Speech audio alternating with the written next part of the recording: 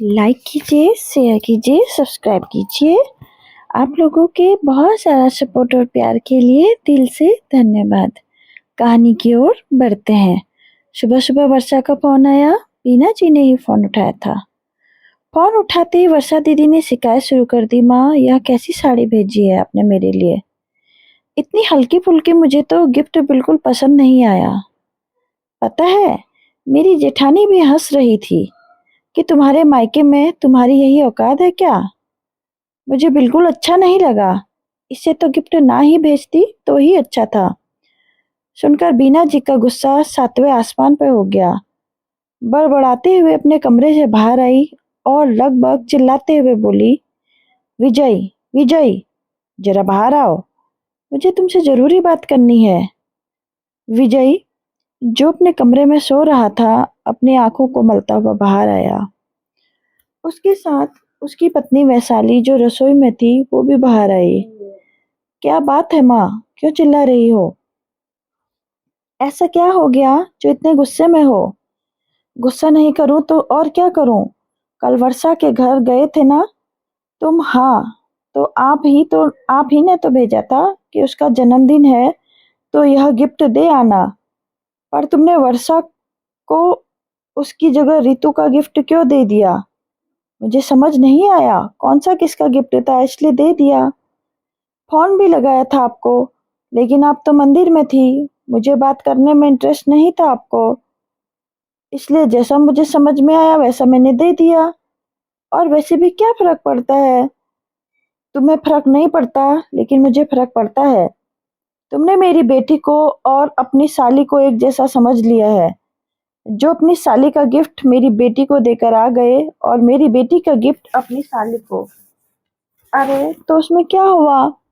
दोनों के लिए एक जैसा ही तो लाए थे। एक जैसी साड़ियां ही तो थी। आप खुद जाकर लाई थी। तुम्हारा दिमाग खराब है क्या? मैं मेरी बेटी को ऐसी साड़ी देती क्या?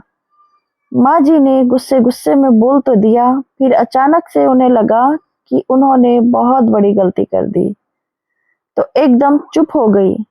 विजय और वैशाली दोनों माँ को हैरानी से देखने लगे। एक मिनट माँ, आप कहना क्या चाहती है? क्या दोनों में गिफ्ट एक जैसे नहीं थे? नहीं, मैं वो दरअसल। माँ कुछ कह ही नहीं पाई। विजय को समझते देर नहीं लगी कि माँ ने क्या हरकत की है। दरअसल हुआ यूं कि वैशाली की बहन रितु और ननद वर्षा का जन्मदिन एक ही दिन होता है। दोनों शादीशुदा है और दोनों के ससुराल भी इसी शहर में है।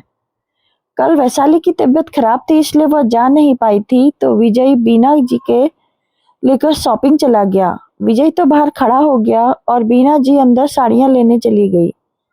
जब शॉपिंग करके बाहर आई तो आते ही कार में बैठ गई। तब भी विजय ने पूछा था, दोनों की साड़ियां एक जैसी लाई हो ना माँ? अरे, तुझे मुझ पर भरोसा नहीं है? मेरे लिए जैसी मेरी वर्षा है वैसी रितु है। नहीं माँ, बात वो नहीं है। आज वैशाली की तबीयत ठीक नहीं है तो मैं ही गिफ्ट देने जाऊंगा। आप भी साथ नहीं चल रही हो तो कम से कम गिफ्ट तो अच्छे होने चाहिए। और वैसे भी मेरी बहन हो या मेरी पत्नी की है तो दोनों ही मेरे लिए एक समान। ले तू भी देख ले।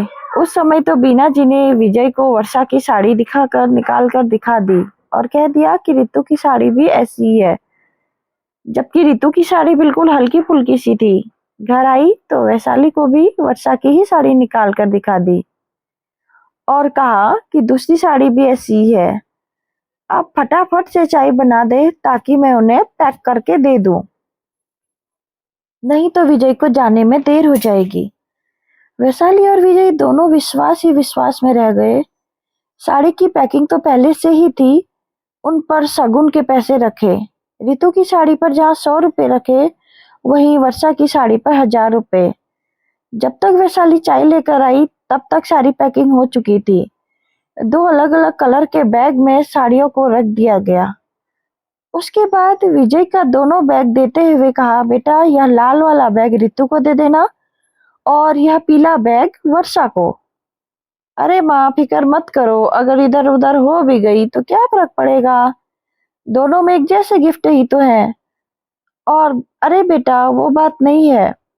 दरअसल रितु को लाल रंग पसंद है और वो हमारी वर्षा को पीला, इसलिए साड़ियों का रंग उनके हिसाब से रखा है ना।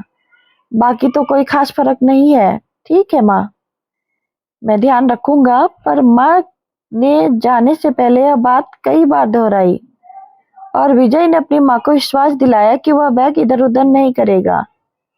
तब माँ निश्चित हुई, पर फिर भी विजय ने गड़बड़ कर दी थी। वहां जाकर उसे ये याद ही नहीं रहा कि कौन सा कलर का बैग किसके लिए था। उसने माँ को फोन लगाया, वे उसी समय मंदिर में थी, इसलिए विजय ने अपने हिसाब से गिफ्ट दे दिया और ये गड़बड़ हो गई। माँ, आप इस तरह की हरकत करोगे उम्मीद नहीं थी। आखिर रितु और वर्षा दोनों एक जैसी ही तो है, आपने दोनों में इतना फर्क किया। वैशाली तो कभी भी वर्षा और रितु में फर्क नहीं करती। रितु उसकी छोटी बहन है, उसी के बराबर वर्षा को भी प्यार देती है। और आप? बीना जी ने नजरें झुकाकर सुन रही थी। गलती उन्हीं की थी। वैशाली ने कुछ नहीं कहा, बस हैरानी से बीना जी की तरफ देख रही थी। मुझे लगा मेरे बेटे का बेवजह खर्चा हो जाएगा। आखिर बहू की बहन के लिए इतना खर्चा क्यों करना? वैशाली भी मुझे रोक सकती है। आपको एहसास भी है आपकी एक गलती वर्षा के लिए कितनी भारी पड़ सकती है? क्या यही बात आपकी बहू के मन में आ गई तो क्या वर्षा के लिए कभी मायका वैसा रह पाएगा जैसा अभी है?